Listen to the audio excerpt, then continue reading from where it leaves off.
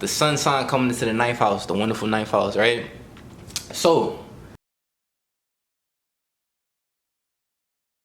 your identity and ego, your vitality, your confidence, where you naturally shine and how you shine, right? In terms of the house and sign, the sun is the representation of your father, and the ninth house also represents your father as well.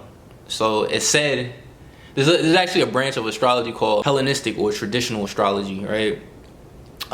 There's a gentleman by the name of Chris Brennan, who's a white dude, and he actually teaches Hellenistic astrology. It's a little different in terms of our modern astrology that we more so practice, where they go by whole sign houses, whereas we go mostly, not everybody, but mostly go by Placidus. It's kind of the real big popular house system.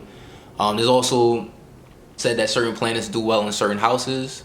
So again, it's known as planetary joy. The sun is said to have its planetary joy in the ninth house. I may see if I can leave a picture of the planetary joys. Like Mercury, to my understanding, does well in the first house. Mars is supposed to do well in the sixth house. You got the moon, I think, is in the third house. You got Jupiter is in 11th. Saturn does well in the 12th house. Can't remember Venus off top, but I'll see if I can leave maybe a link or something or a picture to show you the planetary joys. But yeah, the sun, excuse the noise in the background. The sun is said to do well in the ninth house, right? This is considered to be the place of God, the place or house of God, basically, according to traditional astrology, right? Oh, one other thing before I move on, right? Before we move on and I continue, I do want to state that in Hellenistic astrology, I'm not a Hellenistic astrologer, right? But at the same time, they go by, another thing they have is called like daytime and nighttime charts. So if you were born with your sun above the horizon, meaning your sun is in houses 7 through 12, your sun sign there, this is considered you having a daytime chart, right? And if you're born with a nighttime chart, meaning your sun was in between houses 1 through 6, and this, says that certain planets will do better in your chart than others, basically. So I'm getting off topic, but I just wanted to throw that in there. Just, you could look a little further into it.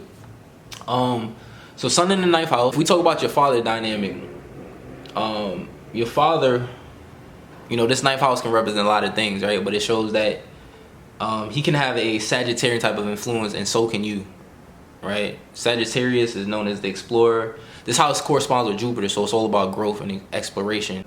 Your father could have been someone who was always on the move, because actually this house represents long distance journeys, traveling overseas. So he could have been someone maybe in the military, a rolling stone, a traveling man. He could have also been someone who was a theologian, right? Studying different religions, philosophies, because this ninth house deals with that. It deals with belief systems.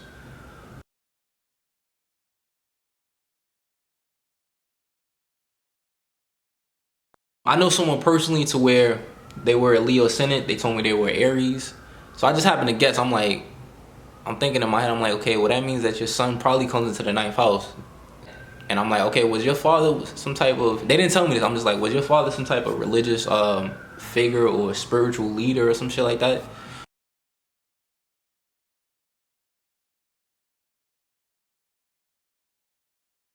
They were like, yeah. And they was kind of blown away how I knew that. And that's because what I did was I took the Aries energy. Aries is a leader, it's a head.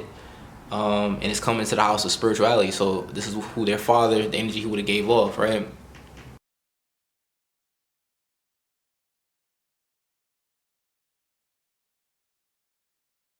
Now, another thing I want to note is that your father could have been someone who's well known, because this ninth house is taken upon the sun's energy. So he could have been someone who's well known, someone who is famous.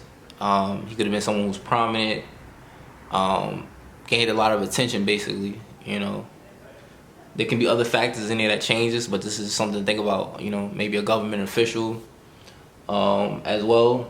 Ninth house can also deal with higher courts, so he could have done well in this area as well, and that's just something to think about. Now, a lot of times, we take upon these traits from our family members. So being that the sun is also a representation of your personality, your ego is tied into this ninth house. So you're supposed to be growing as an individual. You're supposed to be shining as an individual in areas that deal with belief, philosophy, or religion, spirituality, which is all the ninth house.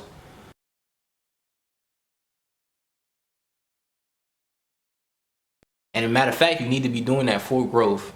Some people may not be able to keep up with you guys, right? Because you're constantly growing, and a lot of people don't want to grow. A lot of people want to be comfortable.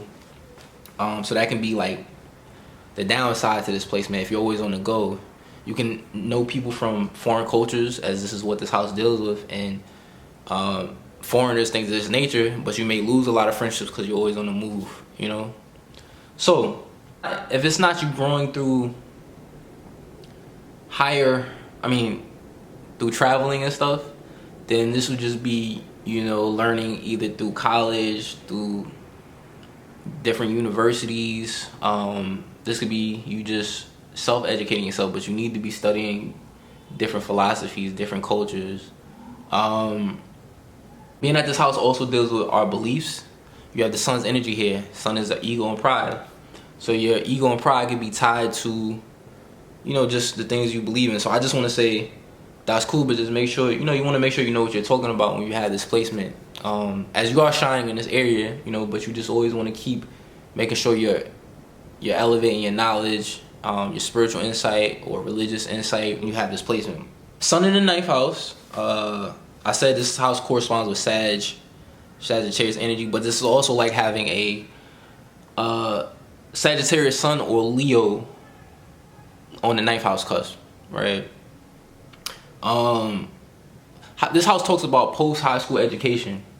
So anything that's in dealing with dramatic arts, stage performance, entertainment, any forms of acting, you know, could be seen with this placement as well. This house deals with publishing.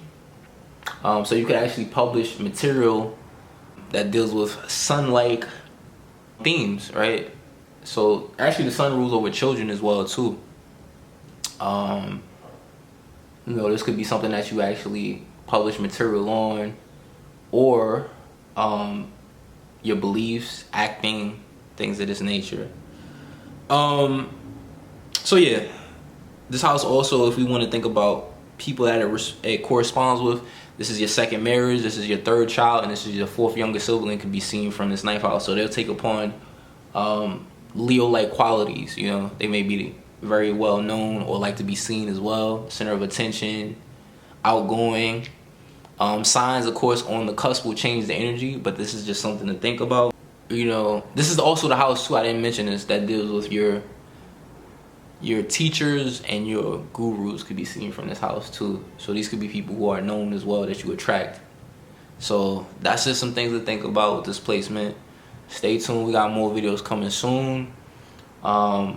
Make sure y'all subscribe to The Scales Will Prevail. Make sure y'all subscribe to my YouTube channel, you know, and stay tuned, we got more videos, you know. This is just the beginning. Holla at your boy, said, alright.